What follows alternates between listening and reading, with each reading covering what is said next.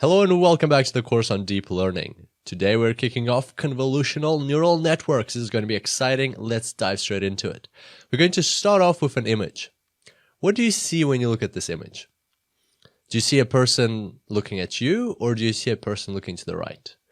You can see that your brain is struggling to adjust. If you look to the right side of the image, just look at the right border of the image, you'll see a person looking to the right. If you look at the left border of the image, you'll see a person looking at you.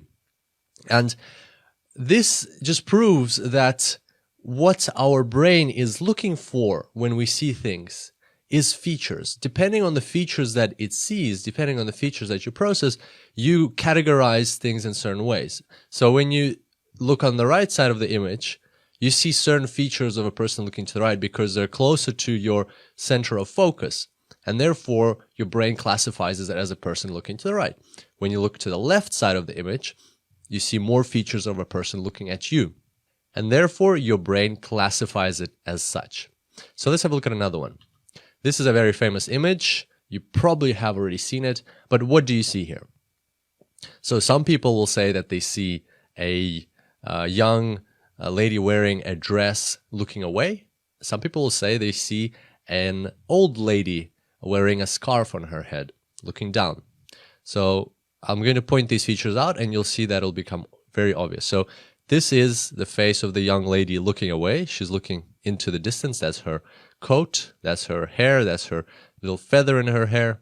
And on the other hand, this is the head of the old lady looking down. That's her nose, that's her mouth, that's her chin, that's the scarf on her head, and she's looking down.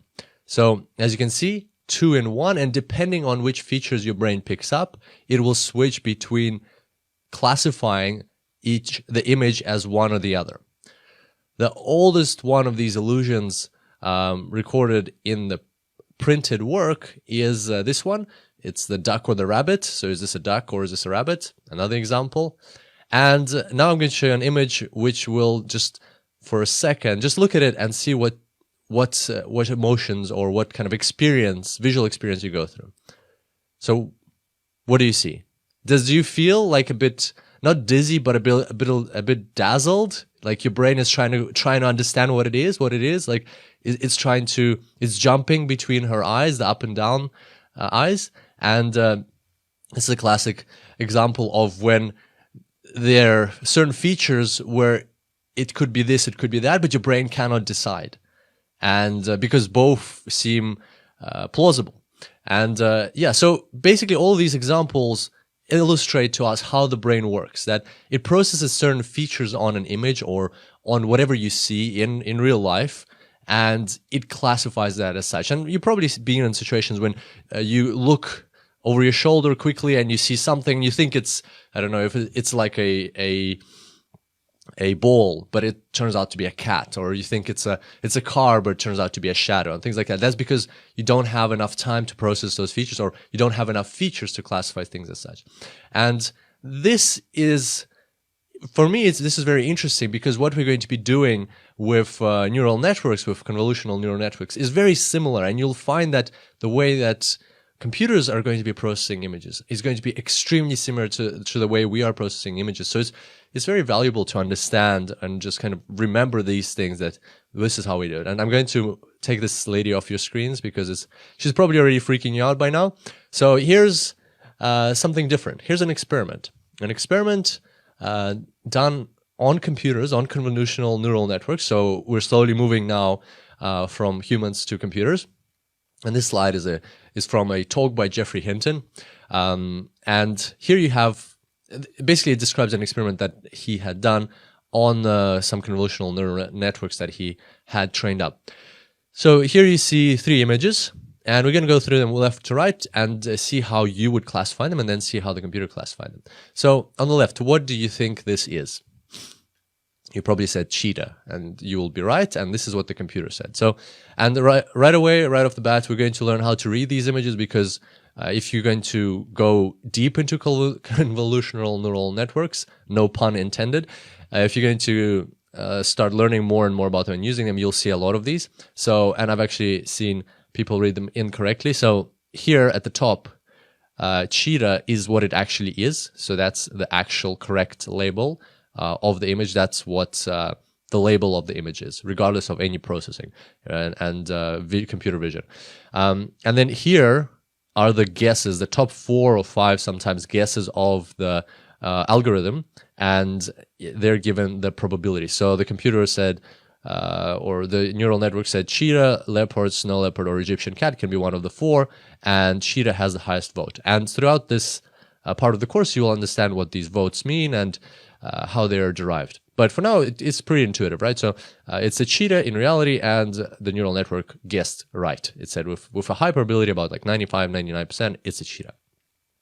Then the second one, what do you think that is? That is a bullet train. And the neural network was able to distinguish between bullet train, passenger car, subway train, electric locomotive. Those are the top choices. Of course, it had many more options. These neural networks learn to distinguish from not just 4 categories, from dozens, thousands of categories at the same time. So those are the 4 options that it picked. And so that's bullet train, and it's bullet train. So what do you think the last one is? There are a couple of options, right? It's not very clear what it is. It could be a frying pan, it could be a magnifying glass, it could be even maybe a pair of scissors, some might say. Well, the neural network said it was a pair of scissors. But you can see how you can go wrong here. First of all, it's not a very clear image, and also you can see that the probabilities are not as clear here. So the neural network was a bit confused, a bit indecisive, just as we are. So it said scissors with the highest probability, but then it had hand glass, which it actually was, with not so far away on the second place, and frying pan, stethoscope. So basically, here you can see that scissors was its first guess, but the correct option was number 2, and that's why it's highlighted in red. So there we go. That's what neural networks are already capable of, and this is actually quite an old slide. This was several years ago. Now they're even better, and you will see that from the practical application that you will be coding together with Hadeland. But now let's try and understand a bit better what convnets, or convolutional neural networks, actually are, and why are they gaining so much popularity. And they actually are gaining popularity. So you can see here a Google Trends comparison I did just yesterday. Here you can see that convolutional neural networks are even taking over artificial neural networks. So a massive increase, and they're just going to keep going that way, because it is a very important field. That is where all the things happen, such as like self-driving cars. How do they recognize people on the road? How do they recognize stop signs and things like that? How is Facebook able to tag images or people in images? And not only just like, remember previously, years ago, you had to tag people yourself, then it would recognize faces, you had to add the names, and now it just recognizes the faces and adds the names at the same time. Well, that is what convolutional neural networks are capable of. And speaking of Facebook, if Jeffrey Hinton is the godfather of artificial neural networks and deep learning, then Yann LeCun is the grandfather of convolutional neural networks. Yann LeCun is a student of Jeffrey Hinton's, and in fact, here you can see them together. And Jeffrey Hinton now is pioneering deep learning at Google. Yann LeCun is the director of Facebook Artificial Intelligence Research and also a professor at NYU. So slowly I love this part of the course. Slowly we're building up this these names, or this kind of picture of the profiles of the people who are driving this field. And in the next couple of parts, we'll get to know about a few more, and we'll have this whole mafia, as they call themselves, or Yann LeCun calls them, mafia or conspiracy of deep learning, and you'll learn a bit more about how this whole field developed. And these are just some great people. And so Yann LeCun, back in the 80s and the 90s, made significant contributions to the field of convolutional neural networks, and as we'll see throughout this course, has been able to develop or help the world develop something so extremely powerful. So moving on to how convolutional neural networks work.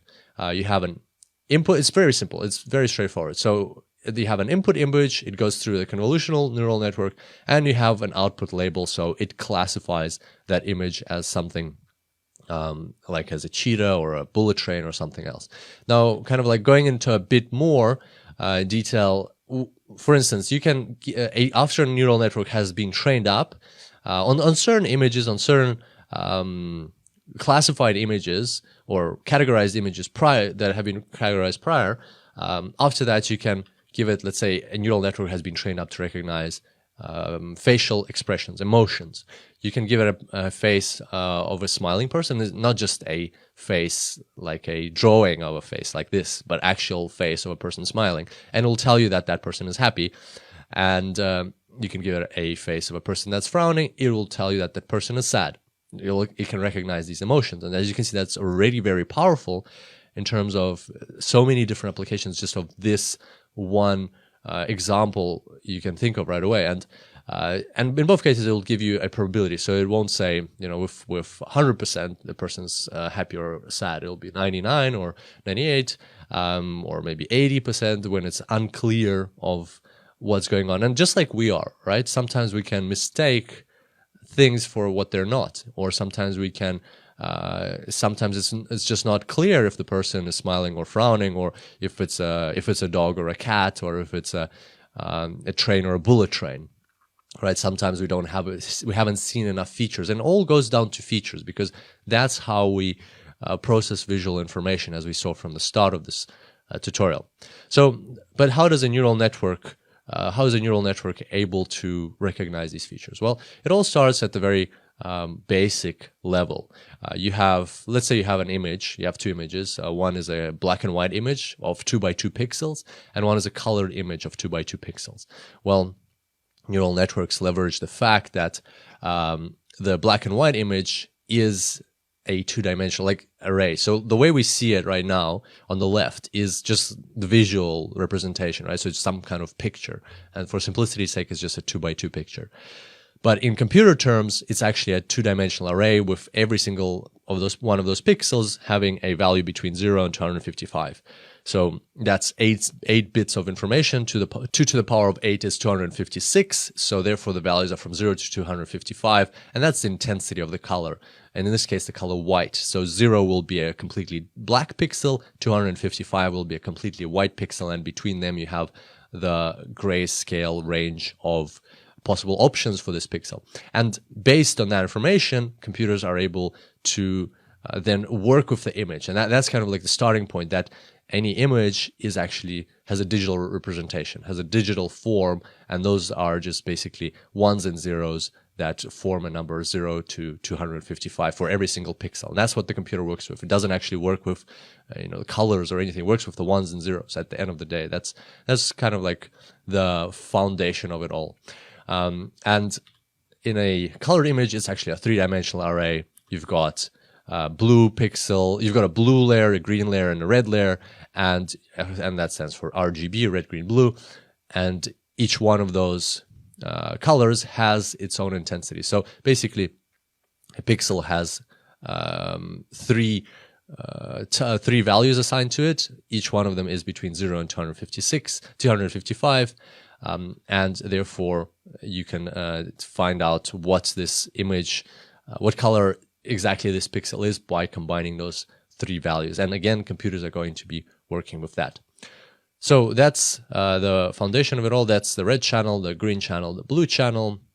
And finally, let's have a look at, for instance, an example, a very trivial example of a smiling face in computer terms. If we just really simplify things, instead of having from 0 to 255, instead of having those values, just so that we can understand things better and really grasp the concepts, we're going to say 0 is white, 1 is black, right? So we're just going to simplify things to the extreme, and you will see that that image can be represented like that. So the reason why we've brought this up is because we're going to, all of our intuition tutorials, we're going to structure on images like this, which are very simple, but at the same time, then all of those concepts can translate back to the 0 to 256 range of values, and everything applies the same way there.